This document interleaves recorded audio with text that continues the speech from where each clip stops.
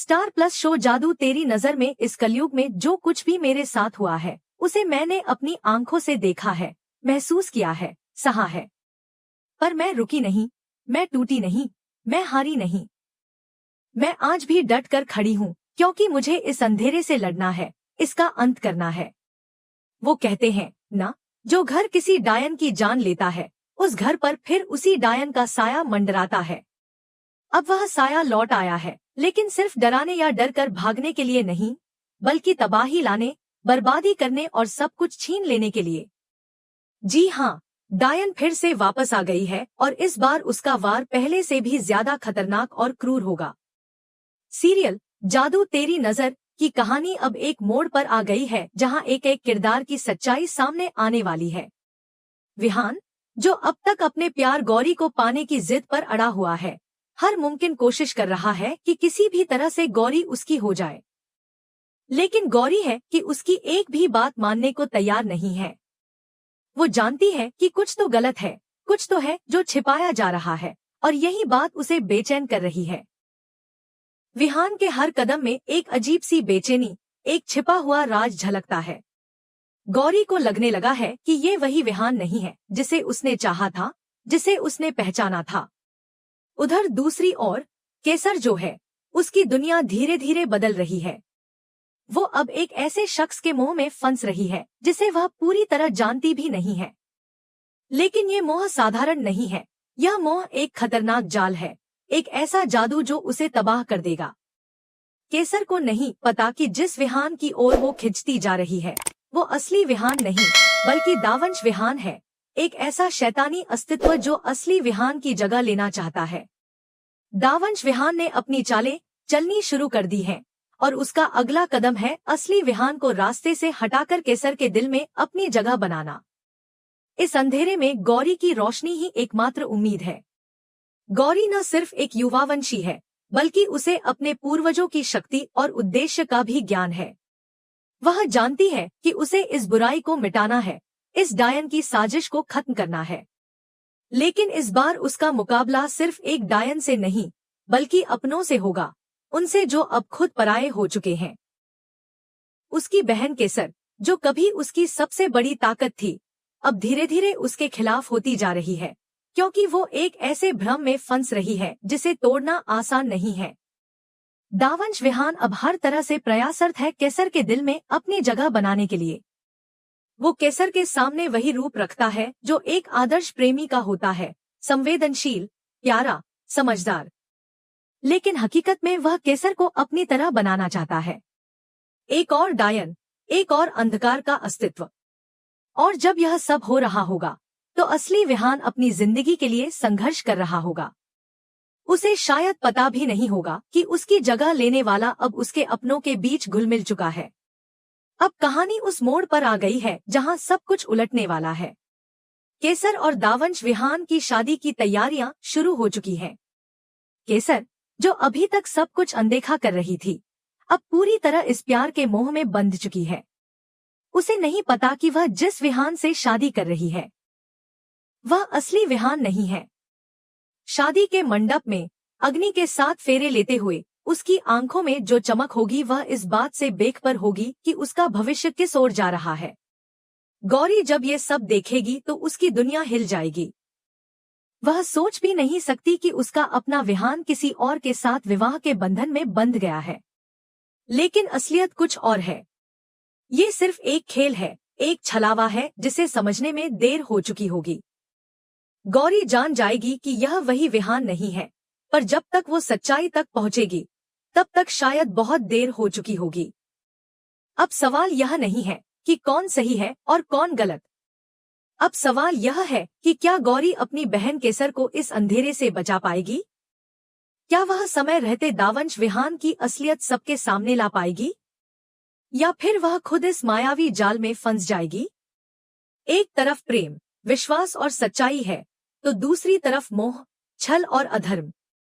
अगली कड़ी में देखना होगा कि जब सच्चाई और भ्रम आमने सामने खड़े होंगे तो क्या गौरी अपने विवेक की रोशनी से अंधेरे को चीर पाएगी, या फिर यह डायन का मौसम सब कुछ लील जाएगा, प्रेम, रिश्ते और आत्मा तक। गौरी को फंसाने की साजिश लंबे समय से रची जा रही थी, लेकिन अब वह घड़ी आ चुकी है जब सब कुछ तेजी से बदलने वाला है। इस बार साजिश सिर्फ धोखे की नहीं है, बल्कि उस अंधकार की है जिसे रोशनी निगल नहीं सकती। उस घर में जहां एक बार डायन की मौत हुई थी, अब उसी डायन की आत्मा ने फिर से लौटकर दस्तक दी है। उसका गुस्सा, उसकी पीड़ा और उसकी बदले की भावना अब विकराल रूप ले चुकी है। वह घर, वह आंगन, जहां कभी मंत्रों की गूंज थी, अब वहां पर सन्नाटा और डर ने डेरा डाल दिया है। गौरी को कमजोर करने की यह योजना कोई साधारण चाल नहीं थी। कामिनी और डायन ने मिलकर ऐसा मायाजाल रचा है जिसमें फंस कर कोई भी खुद को नहीं पहचान सकता। कामिनी, जो पहले से ही गौरी की दुश्मन बन चुकी थी, अब डायन के साथ मिलकर उसके अस्तित्व को मिटाना चाहती है। लेकिन यह इतना भी आसान नहीं है, क्योंकि गौरी न सिर्फ एक युवावंशी है, बल्कि उसमें वो शक्ति है जो कई जन्मों से बुराई के विरुद्ध खड़ी रही है। डायन की एंट्री इस बार केवल डर फैलाने तक सीमित नहीं रही। उसकी उपस्थिति के साथ घर में अजीब घटनाएं शुरू हो चुकी हैं। दीवारों पर परछाइयां, रातों को खुद ब खुद खुलते दरवाजे और हर कमरे में एक ठंडक जो किसी की भी रूह कंपा दे। वह अब लोगों को मानसिक रूप से तोड़ने लगी है, एक एक करके सबकी कमजोरियों को भांप कर उन्हें शिकार बना रही है। गौरी जानती है कि यह सब कुछ किसी बड़े तूफान का संकेत है। विहान का परिवार, जो पहले ही दावंश विहान की चालों में फंस चुका है, अब एक और बुराई का शिकार बनने वाला है। इस बार लक्ष्य सिर्फ भावनाएं या विश्वास नहीं, बल्कि उनकी जान है। डायन अब उन सभी पर वार करना चाहती है जिन्होंने उसके अस्तित्व को नकारा था, जो उसके अंत के पीछे जिम्मेदार थे। वह जानती है कि जब तक गौरी जीवित है, उसकी योजना अधूरी है। इसलिए वह हर मुमकिन कोशिश कर रही है कि किसी भी तरह से गौरी को कमजोर किया जाए, मानसिक रूप से, भावनात्मक रूप से और फिर शारीरिक रूप से। गौरी की मुश्किलें यहीं खत्म नहीं होती। कामिनी अब पूरी तरह से डायन की चपेट में आ चुकी है। वह अब उसकी कठपुतली बन चुकी है और जो कुछ भी वह कर रही है, उसमें उसका खुद का कोई विवेक नहीं रहा। गौरी को जब यह एहसास होता है कि उसकी अपनी बहन जैसे करीबी रिश्ते भी अब उसके खिलाफ हो चुके हैं, तो उसकी आत्मा तक कांप उठती है। पर गौरी हार मानने वालों में से नहीं है। वह जानती है कि इस बार की लड़ाई केवल भूत प्रेत या जादू टोने की नहीं है, यह लड़ाई प्रेम, विश्वास और सच्चाई की भी है। उसे हर उस ताकत का सामना करना होगा जो अंधकार में पल रही है। कामिनी और डायन के बीच का यह गठजोड़ सिर्फ बाहरी नहीं, बल्कि एक गहरी साजिश है जो समय और नियति को बदलने की कोशिश कर रही है। अब जिस घर ने एक बार डायन की जान ली थी, उस पर फिर से डायन का साया पड़ना तय है। लेकिन फर्क यह है कि इस बार वह सिर्फ बदला लेने नहीं आई है, वह इस पूरे खानदान का नामोनिशान मिटाना चाहती है। अपने काले जादू से वह ऐसी शक्तियों को बुला रही है जो अब तक पृथ्वी पर नहीं देखी गई। एक के बाद एक सदस्य को वह अपने शिकंजे में लेना शुरू कर देती है। गौरी अब अकेली पड़ती जा रही है। वह जानती है कि उसे ही इस मायाजाल को तोड़ना होगा, वरना वह सब कुछ खो देगी जिसे उसने अपनी आत्मा से चाहा है। विहान, जो अब तक दावंश विहान के भ्रम में फंसा हुआ है, खुद नहीं समझ पा रहा कि कौन सही है और कौन गलत। लेकिन गौरी को यकीन है कि अगर वह इस काले जादू की परतों को हटाने में कामयाब हो गई, तो वह विहान को वापस पा सकती है। उसने अपने पूर्वजों की किताबों को फिर से पढ़ना शुरू कर दिया है। उसने उन मंत्रों को याद करना शुरू किया है जिन्हें कभी उसकी दादी ने उसे सिखाया था। अब उसके सामने केवल एक ही लक्ष्य है, इस बुराई को जड़ से खत्म करना और अपने प्यार को फिर से हासिल करना। लेकिन वक्त बहुत कम है। डायन की शक्ति हर दिन बढ़ती जा रही है और कामिनी भी अब पूरी तरह उसकी छाया में समा चुकी है।